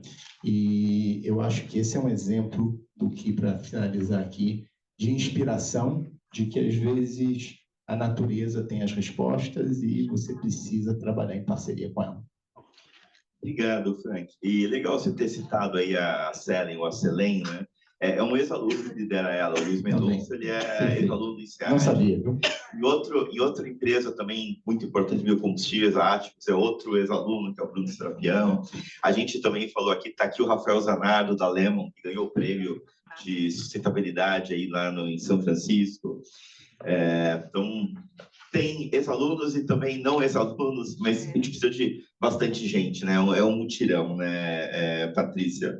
E aí, para fechar com você, a minha pergunta final para você, Patrícia. Você falou bastante da Systemic, mas eu gostaria que você falasse um pouquinho mais sobre o Aya Earth Partners. Falasse um pouquinho mais de hubs, né? Então, como é que a gente catalisa tecnologia, inteligência artificial, capital impacto, para, de fato, acelerar essa revolução verde? Acho que a AIA foi um lugar que a gente criou para ser exatamente um hub de colaboração exponencial. Acho que foram vários exemplos aqui do que a gente não consegue fazer sozinhos, né? Precisa criar esse espaço de movimentos pré-competitivos. A gente teve a chance, através da criação desse modelo, por exemplo, das 10 maiores consultorias, 7 são membros da AIA hoje, trabalham em parcerias. A gente lançou agora um hub de SAF, está lançando um outro hub agora para a parte de economia circular. Muitas empresas operam juntas ali, hoje são mais de 100 membros, né, que estão no dia a dia interagindo, trocando e trabalhando tanto nesse processo de criação de conhecimento, mas também de matchmaking para negócios. Ano passado, só nesses últimos 12 meses, foram mais de 200 eventos e mais de 14 mil pessoas ali. E não é evento desse de palco, painel, é a gente fazendo mesas redondas, pensando ali juntos nas soluções, porque eu acho que um dos grandes desafios que a gente tem agora é como é que a gente tem acesso a esse conhecimento técnico num tempo tão curto para aplicar nos negócios, né? Então, e pensando um pouco nesse... A AIA foi criada muito pensando nesse processo do que é o papel desse líder empreendedor, dessa líder empreendedora, dessa transição para uma economia verde, né, que coloca as pessoas, a natureza e os negócios juntos no centro. Por mais que a gente aqui tenha isso no nosso discurso e na nossa prática, não foi assim que a gente aprendeu. Então, o papel dessa liderança, a gente pensa muito em combinar protagonismo, né, com o conhecimento técnico e com esse conceito da liderança do serviço, né? E o protagonismo, acho que a gente falou isso de várias formas aqui, mas a gente sempre aprendeu a replicar práticas, né, melhores práticas. E agora a gente tem que criar práticas e sermos protagonistas dessa prática. E para o chamado Sul Global, isso não foi ensinado para a gente. Eu acho que isso que eu admiro tanto do modelo empreendedor do INSEAD também. E aí fica um desafio, Francisco, da gente garantir que os países emergentes também na escola ali criem mais essas práticas, né? A gente tem vários exemplos aqui de líderes nossos que viraram globais, mas a gente precisa de mais casos desses na própria forma de ensinar nos cases, né? A gente fica muito com essa história, replicar melhores práticas e como é que a gente cria novas práticas, é o primeiro ponto. Segundo, essa parte técnica, a gente falou um pouco sobre isso, mas A gente escolheu, e eu pessoalmente dedicar meu tempo a algumas agendas específicas que a gente apoia diretamente na presidência da COP, como a Malu mencionou, e além de mecanismos de investimentos e adaptação e resiliência, a gente tem trabalhado muito com green skills, né? O conceito de habilidades verdes. A gente tem, como eu falei, AI aqui de um lado, a AI, Artificial Intelligence, que vai sim desempregar muita gente, vai trazer muita inovação, muitos benefícios, mas a gente tem só no Brasil 20 milhões de posições agora em risco, né, nesses próximos anos até 2030, mas a revolução ancestral ela gera até 28 milhões de oportunidades de emprego e renda. Então, é um dever e uma responsabilidade nossa fazer com que isso aconteça. Então, a AIA também foi criada para a gente poder fazer essas trocas e ter acesso a isso, mas a gente também tem um trabalho para fazer em massa de formação de gente. E o terceiro ponto, eu falei do mutirão, e termino falando da parte de colaboração. O Paul estava lá e fez, depois do Michael Bloomberg lá na New York Climate Week, na abertura da SP COP, o Paul fez uma fala, e ele é sempre muito inspirador. Eu achei curioso na fala dele que ele não falou nada sobre como a SPCOP foi criada, né? E depois, quando a gente estava indo embora, eu perguntei, pô, por que você não comentou sobre isso? Né? E foi muito bonito que ele falou assim, a liderança, ela começa a ter impacto de verdade quando a gente abre mão do reconhecimento. E aí ele citou, né, até uma frase do Churchill falando, né, you make a living by what you get, and you make a life by what you give.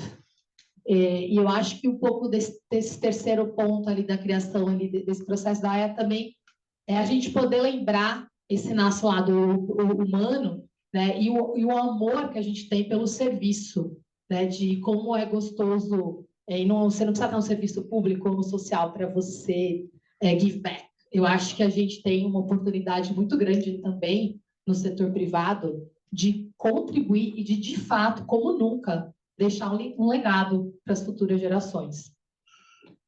Muito obrigado, Patrícia. A gente está um pouquinho atrasado, mas acho que a gente tem talvez 15 minutos. Eu queria abrir para perguntas aí da audiência. Acho que a gente consegue fazer 3 perguntas. Não sei quem gostaria de perguntar algo.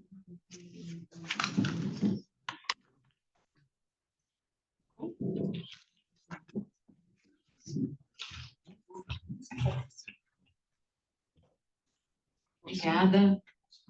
Posso ficar sentadinha aqui? Obrigada pelos panelistas. Meu nome é Thaís. Eu sou ex-aluna da INSEAD também. Trabalho hoje no IFC, que é um braço do Banco Mundial. E a gente tem trabalhado bastante na estruturação de projetos também. E nessa parte de sustentabilidade, o mais difícil é o gap de preço. Então, por exemplo, a gente tem projetos, nesses falaram da Selem, a gente tem a Atlas Agro, que são projetos, né, que estão também no EcoInvest e conseguiram achar um nicho ali que o produto que não é carbon free ou que não é, né, ele consegue competir no preço, né? Então a gente tem um projeto de amônia verde que consegue competir com amônia, né, que vem que não é carbon free.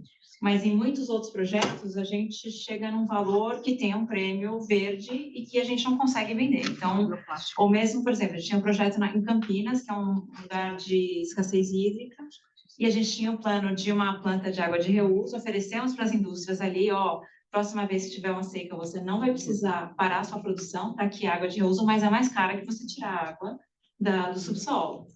E a gente não teve tração, né? As pessoas falam, não, a gente não pode pagar esse valor, né? Ou se eu vou fazer um projeto de eletrificação de frotas de last mile, eu não vou pagar mais, mas o veículo custa mais caro, mas eu não vou pagar. Então, a pergunta que eu tenho para vocês é, quem vai pagar essa conta?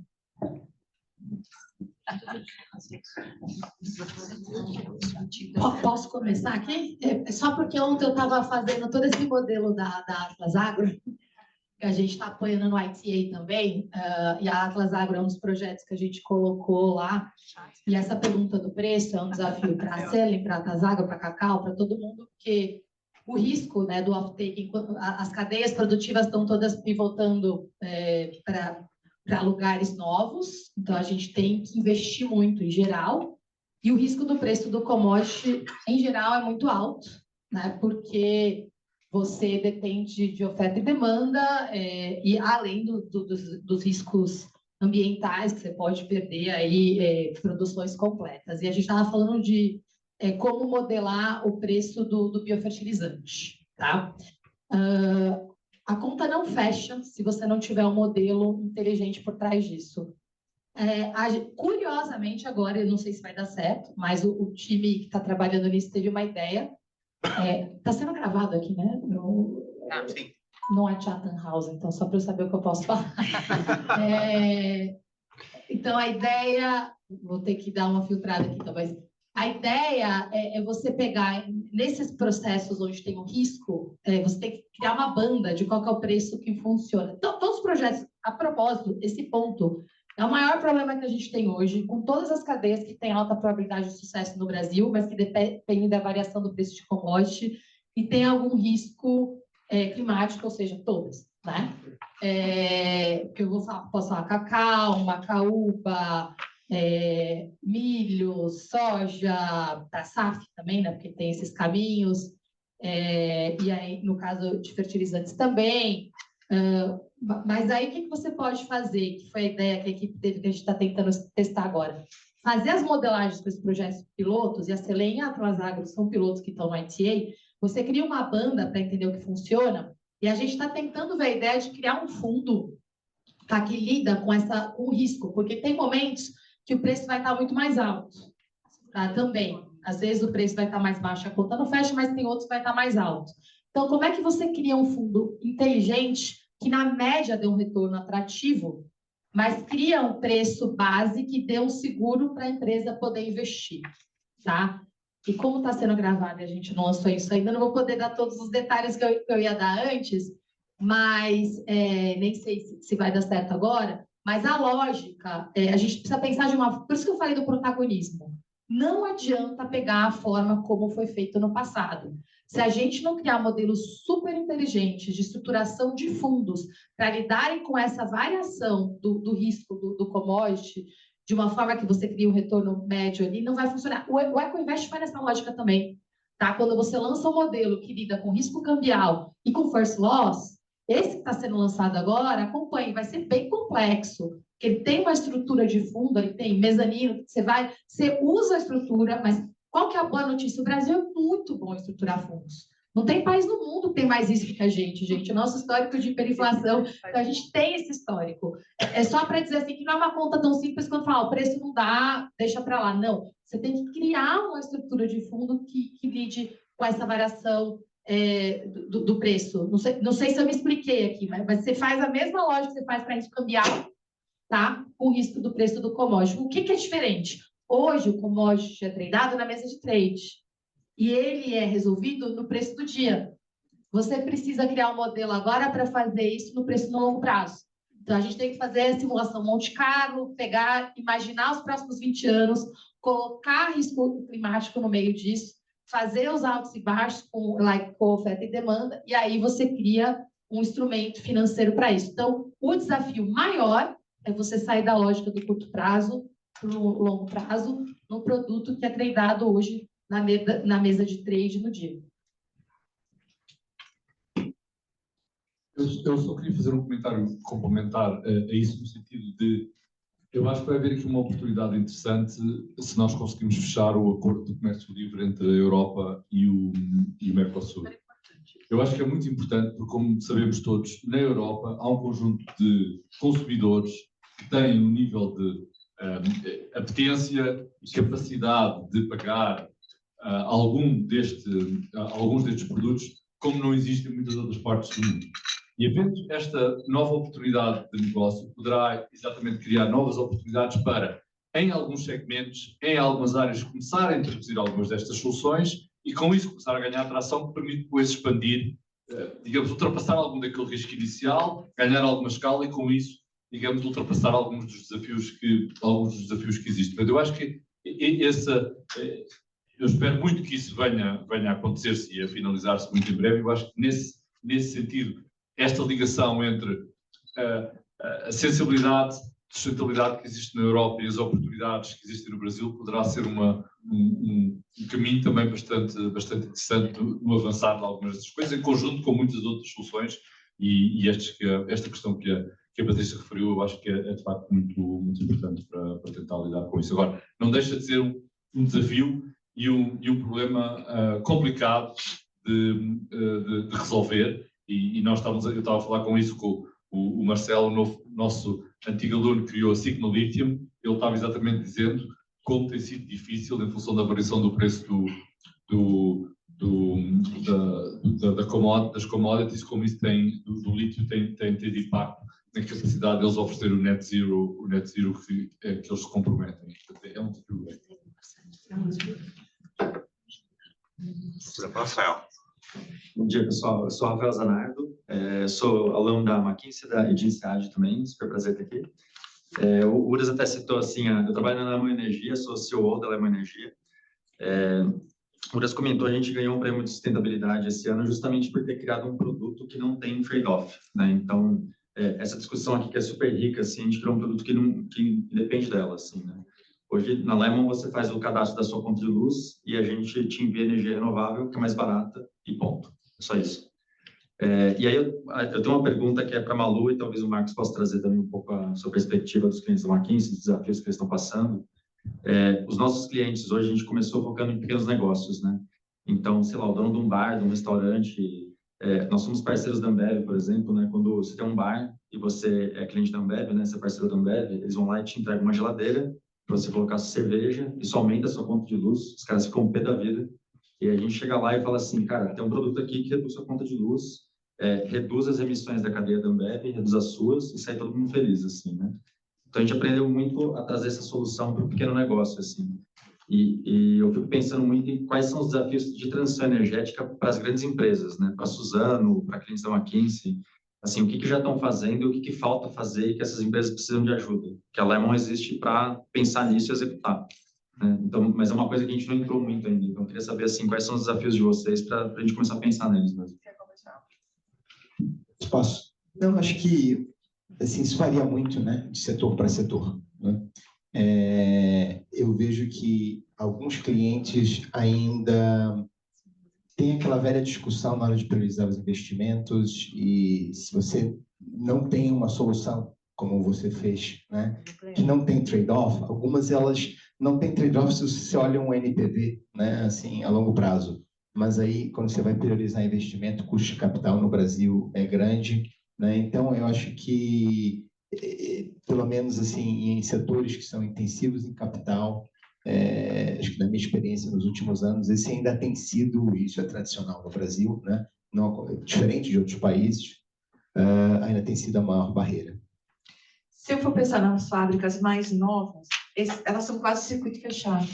Eu consigo, né? Porque eu reuso, por exemplo, o resto que fica na floresta quando eu colho, eu consigo colocar na minha caldeira esse gás. Então, assim, nas novas não é onde está o nosso desafio, são nas antigas. E a gente tem várias antigas, tá? Como eu dei o exemplo aqui por coincidência, a gente estava ontem discutindo uma questão de caldeira e era realmente como criar energia a partir do resíduo. Então, eu acho que, assim, o foco é esse, é nas fábricas mais antigas, porque nas novas a equação já vem da criação, do desenho, tá? Esse é o tema principal, eu acho que aí vale uma abordagem, depois a gente pode conversar. Agora, para nós, combustível é um grande desafio, tá? Isso, para nós, realmente é uma grande parte das nossas emissões, e pensando tanto no terrestre quanto no marítimo. Para a cadeia produtiva, no geral. Exatamente. Então, as antigas e a questão dos combustíveis terrestre e marítimo. Perfeito. Pensado. Bernardo. Obrigado, Bernardo Valadares. Acabei de voltar do MBA. Tive o prazer de fazer parte do time que coordenou o Brasil Climate Summit lá em Paris. Minha pergunta, mais para a Patrícia, fez parte do governo. A gente tem um desafio aqui institucional, enfim, mostrar para os investidores, tanto locais quanto internacionais, que a gente tem cada vez mais instituições comprometidas com isso. E uma pergunta, enfim, todas as estratégias, as iniciativas aqui, no sentido de sustentabilidade no Brasil. Minha pergunta é nesse sentido: como é que a gente faz com que o governo, independente de quem estiver ali no mandato, esteja comprometido com essas iniciativas e com as parcerias de todas as instituições privadas nessas frentes. Obrigado. Acho que a primeira parte dessa resposta, ela é simples e complexa, porque a gente precisa votar em pessoas que valorizem essa agenda. Só que a gente politizou um debate que é técnico hoje. Quando a gente fala de clima, virou uma agenda ideológica que a gente jogou como se fosse uma pauta de esquerda, né? E fazendo isso, a gente coloca em risco tudo o que a gente está falando aqui. Vai ter eleições ano que vem, então acho que despolitizar essa pauta é urgente. Ela precisa ser uma pauta assim que, como a gente vê na prática, quando você fala de dinheiro, é engraçado, né? Porque você vê hoje, um dos maiores investidores na Revolução Verde hoje se chama Paulo Guedes, né? Ele lançou ali, ele é um dos maiores investidores do fundo do IVE, e também montou uma escola de negócios, né, nessa agenda. Então, dá dinheiro, dá retorno, não é uma pauta que deveria estar sendo colocada dessa forma, e eu acho que a gente, como elite intelectual e privada aqui, pode fazer uma mega diferença nesse debate, e já digo, a gente tem que começar hoje, mas principalmente ano que vem, colocando isso como prioridade inegociável, independente de se seja um candidato de esquerda, de direita, para cima, para baixo, o que for, então tem que ser colocado dessa forma. E o último ponto, a gente tem cópia, agora é dar um pouco desse exemplo. O Brasil, hoje, está com uma imagem muito positiva no mundo, independente, de novo, de esquerda, de direita, com relação a instituições democráticas, né? Acho que a gente teve uma ajudinha de outros países agora com relação à instabilidade institucional. Então, com o Congresso, esse veto do Senado, por exemplo, das PECs agora, né, que iriam dar um espaço muito grande para políticos, foi muito bem recebido internacionalmente, independente de políticos que estão no poder, e a nossa seriedade e compromisso com a agenda climática também, né? E não foi só um esforço do governo, foi um esforço do setor privado. Quando a Malu fala que ela abre as palestras dela e viaja o mundo inteiro, eu vejo ela fazendo isso, né? Ela começa falando, não desmatamos, plantamos nossas próprias árvores, isso também é política. Então, eu acho que tem a política institucional, nosso voto, e tem essa política empresarial, que acho que a Malu deu um exemplo muito prático disso agora. Acho que esses dois pontos, para mim, são os mais urgentes. Deixa só fazer um ponto complementar. Eu acho que este aspecto que estavas a referir, Patrícia, é extraordinariamente importante, que é, nós, para ultrapassarmos essa politização que falaste, e que é muito trágico isso tenha sido politizado, eu acho que temos mesmo de trazer esta conversa para a oportunidade de negócio. Eu acho que isso vai ser um aspecto muito importante para entrar dentro de um segmento de pessoas que politizaram isso, que quando começarem a ver, de facto, há aqui uma oportunidade de negócio, uma oportunidade de empreendedor, uma oportunidade de criar valor económico e também criar, como é evidente, uma trajetória climática e social diferente, isso vai ser absolutamente chave para alterar essa questão, que eu acho que tem que acontecer para que nós conseguirmos acelerar esse aspecto. Por isso, e nesse sentido, essa é uma dimensão que nós sentimos muito importante do nosso contributo como Escola de Negócios no INSEAD. Porque a nossa perspectiva é de negócios, é de formar líderes empresariais responsáveis, que tenham essa atitude, mas olhar para estes aspectos como uma perspectiva de negócio tem também esse elemento muito importante, porque despolitiza e olha para as coisas de outra forma, e isso vai ser muito, muito importante para saltarmos para a frente e ultrapassarmos algum destes desafios, e por isso é que nós olhamos para esta questão do ponto de vista do INSEAD com muita motivação, com muito compromisso e com uma responsabilidade também da nossa parte. Eu tenho que encerrar agora o painel, né? Que eu vou pedir para os painelistas ficarem de pé em volta de mim para tirar uma foto, que é a nossa foto oficial de eventos do INSEAD Alumni Association. E a gente tem que encerrar porque o professor Felipe vai dar uma aula aqui daqui a pouco para os alunos do Global Executive MBA, e ele vai me atirar pela janela se eu levar mais 5, 10 minutos. Então, deixa eu ficar aqui também. E aí, eu gostaria de pedir para vocês uma salva de palmas.